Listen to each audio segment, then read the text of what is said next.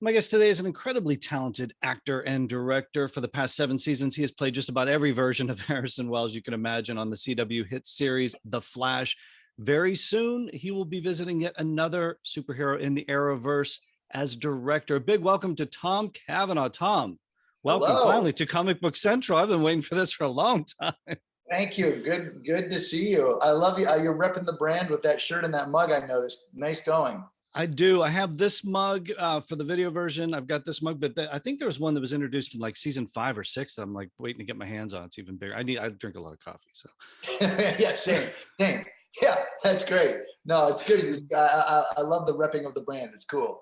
I always here on Comic Book Central. Look, congratulations coming up in advance for directing the season finale of Superman and Lois.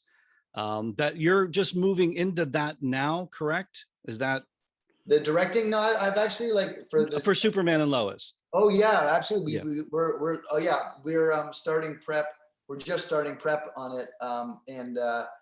Obviously you can't give stuff away, but it's so well crafted. I remember on our first season of The Flash, things were a lot less. I think for people who follow along with with these comic book shows, there was a lot less guaranteed. I think in many ways. I think now the Arrow sort of established a template that we fall. It feels like when you start a superhero show, you're going to get a good look. Back then, you were hoping to get a good look, and the numbers were followed along that television trope of like most shows get canceled. You know what I mean? And so I think for our first season, we're like, look, I shouldn't say I think, I know from having spoken with Greg, and this is the third show that Greg and I had done together, and the first two have been canceled relatively quickly. I know that Greg had said, look, I love The Flash. I want to have done it for at least one season so I can have that DVD on my desk, and that, we will have done The Flash, and so we poured everything into like a relatively taut, TAUT storytelling machine, which is simply Flash versus Reverse Flash. And we'll unveil like somebody who seems to be a mentor and a helpful person ends up being the villain. That was myself playing the Reverse Flash. Flash will fight Reverse Flash when all that becomes clear that this person is a Reverse Flash. Flash will win. End of story. And then that would be one season, and we'd have earned it, and we did that. And then the network and the Warner Brothers was like, let's do more.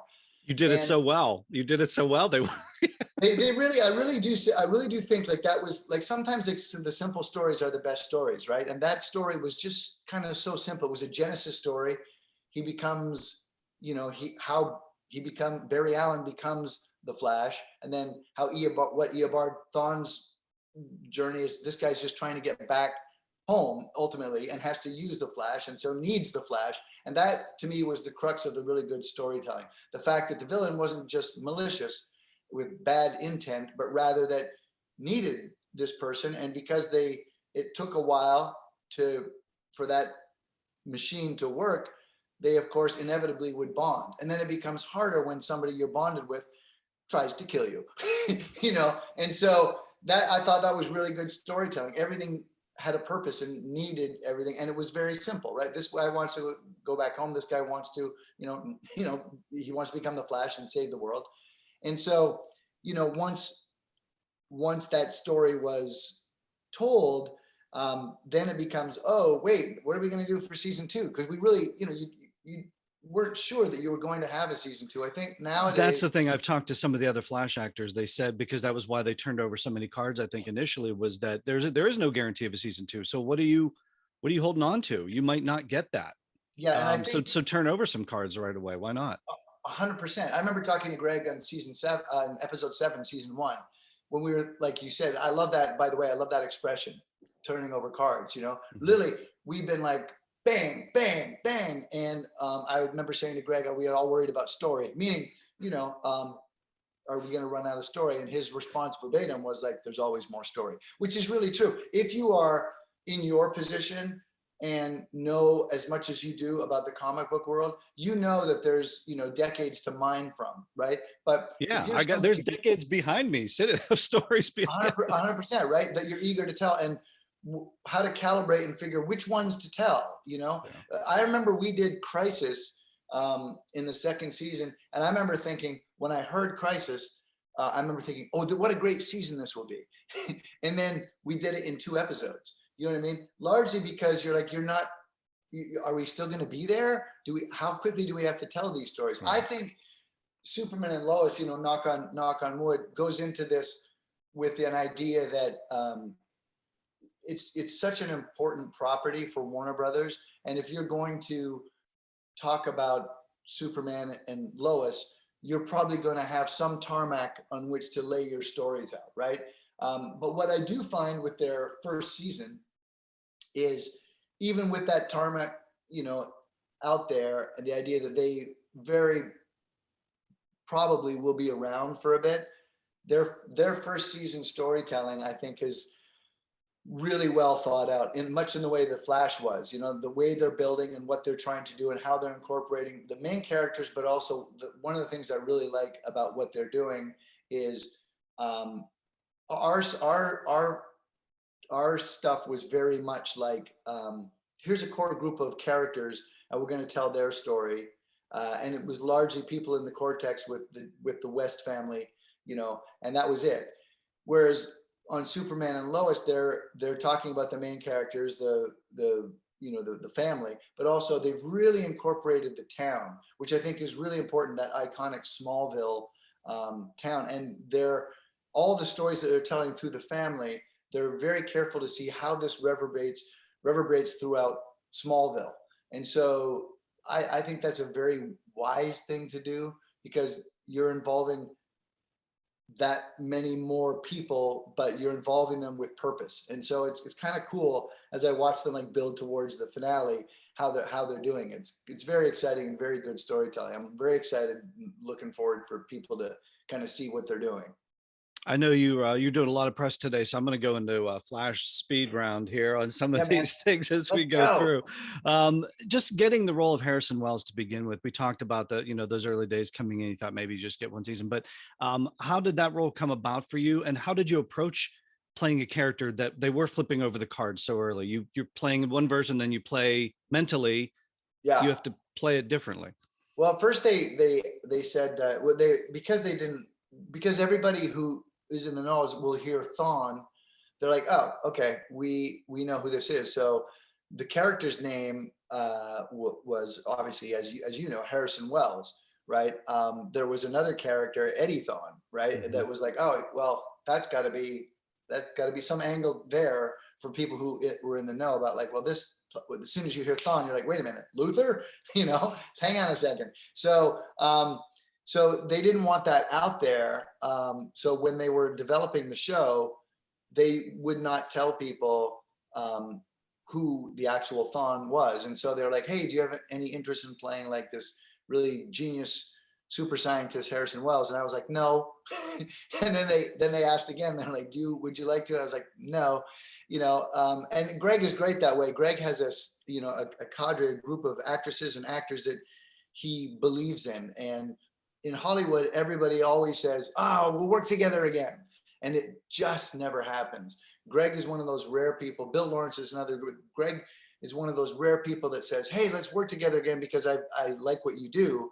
And then does hire people again. You know, like he's incredibly loyal in a world where there's almost no, or a business, I should say, where there's a relative lack of loyalty, you know? And so he, first off, was very generous to call and say, do you want to do this? And also Greg is one of those rare people that doesn't take offense when you say no, you know, but I didn't have the full story. And I remember, like, they said, well, come on out here. So they flew me out to Los Angeles. I live in New York. They flew me out to Los Angeles, and they're like, you know, literally closing the door and going like, it's Eobard, it's the villain. But they didn't want that out there. I was like, you could have just called me up and told me that. That would have been fine. I would have said yes immediately. So I said yes immediately. When I knew it was the villain, I was like, oh yeah, the Reverse Flash to the Flash, I'm in, you know? And it's because you think about it, like it's so rare that you get to put on a super suit. Like there's, you know. Well, I want to ask you about that. Okay. The first time you put on the suit, do you remember that day? You know, like, with all apologies to Adam West and the spandex era, like this is the era that you want to wear a super suit. Like I always say, Ben Affleck can be on the donut diet all he wants, but he puts on that that metal thing, those abs. He's like, suddenly you look great. And there's artists and artisans that craft these things and take 1,000 measurements and make you look like the idea. Like I think it came from Greg, that sort of like it wasn't just like this banana yellow, but rather this weathered charcoal yellow, like danger. There was a danger element to this. To the color of this suit. It's a warning. Yeah, it's a warning.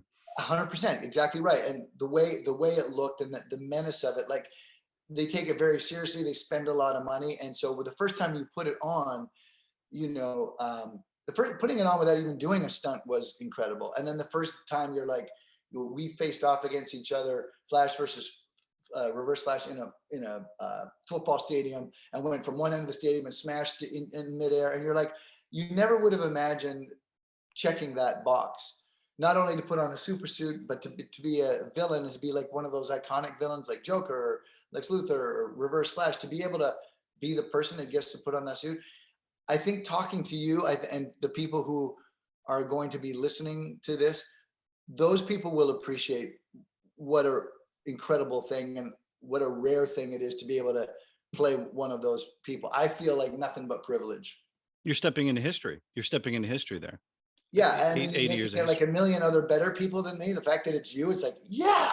Well, I don't know about that. We've grown to appreciate your performance, man. And I can't see anybody else playing it. As far as being killed off in the end of the first season, did they tell you? Did you have an inkling then? Oh, we're going to bring you back a bunch of different ways, or did that sort of? How was that sort of organic? It's a funny thing when you sign on to something. If you sign on to be a lead character, the studio wants to lock you up so that if it goes well, they have you in the stable if they need be. So it's a very smart business world.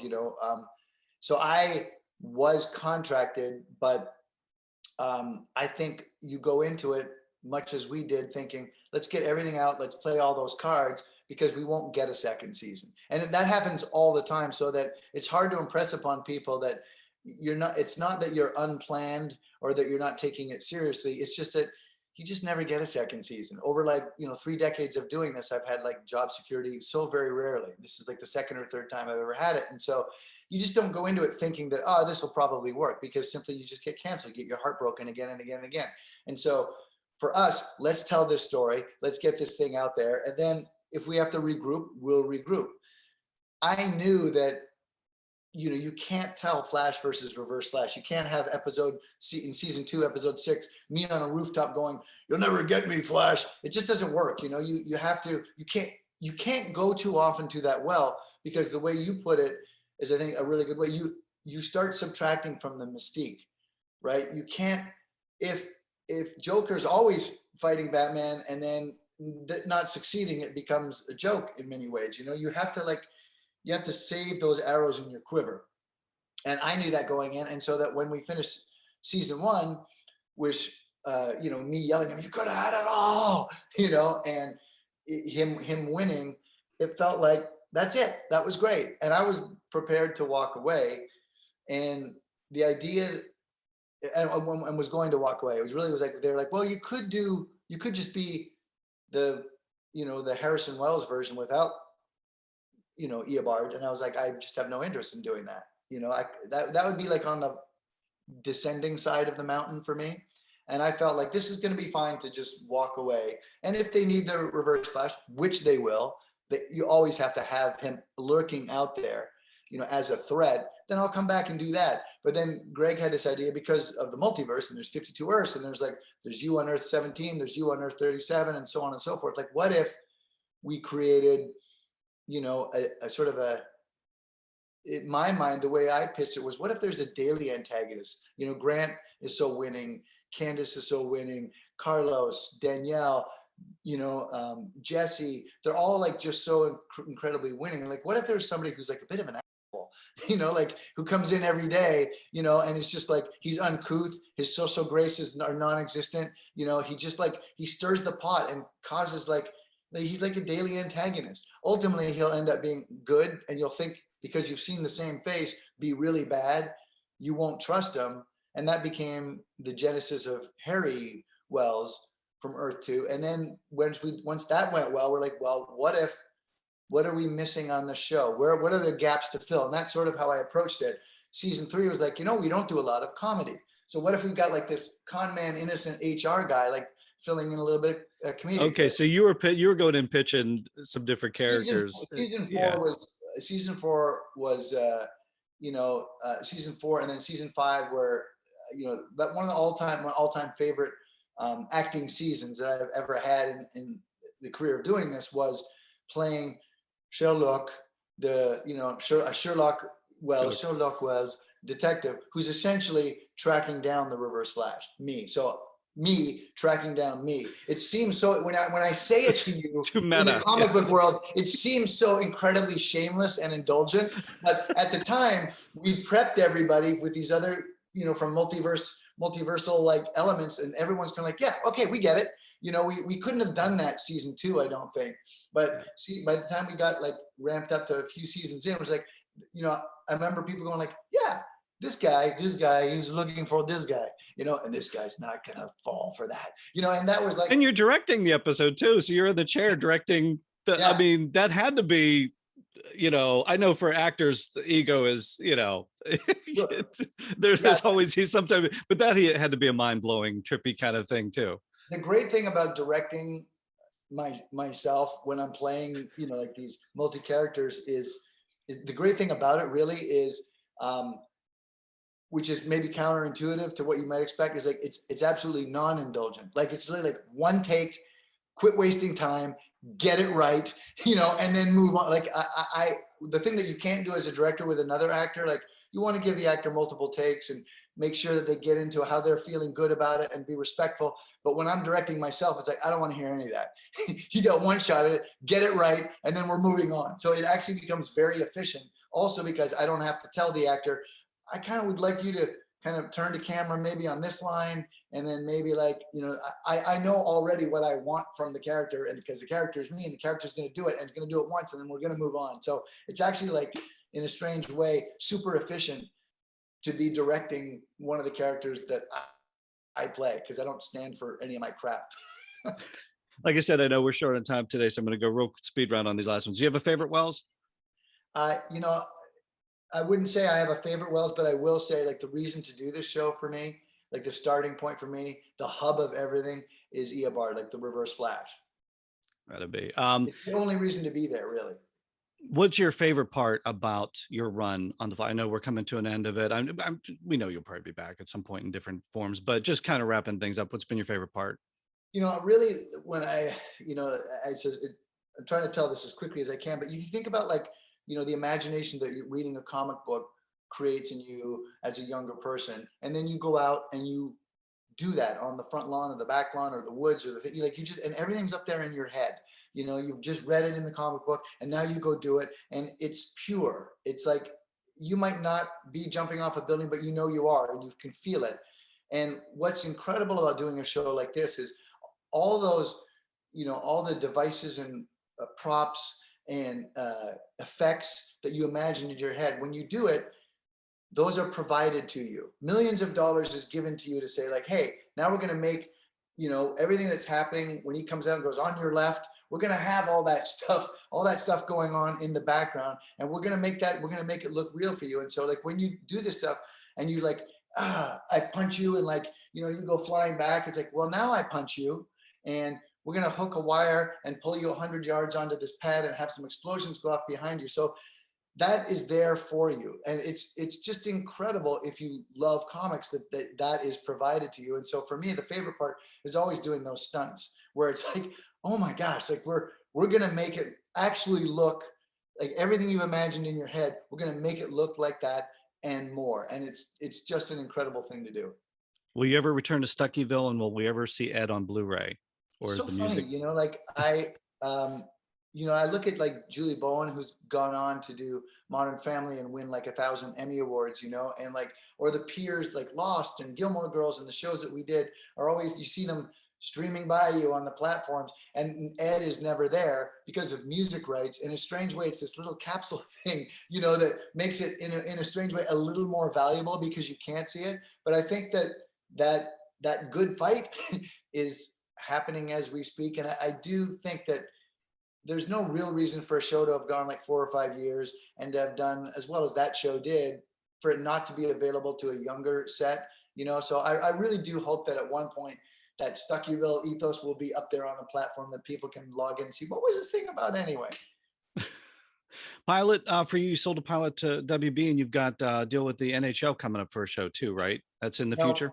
We're in talk, like Shane Doan, who was a captain of the Arizona, a longtime captain of Arizona Coyotes, and I was a big Flash fan with his children, and we talked about, we're banding around this idea of a half-hour single camera comedy. You don't think hockey and comedy always at first, but we've got this idea that I think will make the league and the excitement of the league that much more accessible to people who are fans of comedy. So we're excited about that. And Old Fashioned is essentially the log line of Old Fashioned is like one young man unsuccessful in the modern world of swipe right dating decides to go it the old fashioned way, you know. So the fact that a gentleman caller with flowers and stuff is such a rarity, or that people actually pick up a phone and talk to somebody before texting, or so that's sort of an idea we're pursuing, which we like. And Warner Brothers is like, we're sort of, you know, gathering all those things and moving forward with that. That's a very exciting thing too.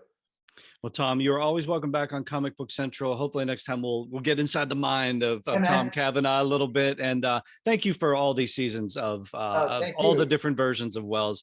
And thanks for joining me on Comic Book Central. Real pleasure. Thank you for having me.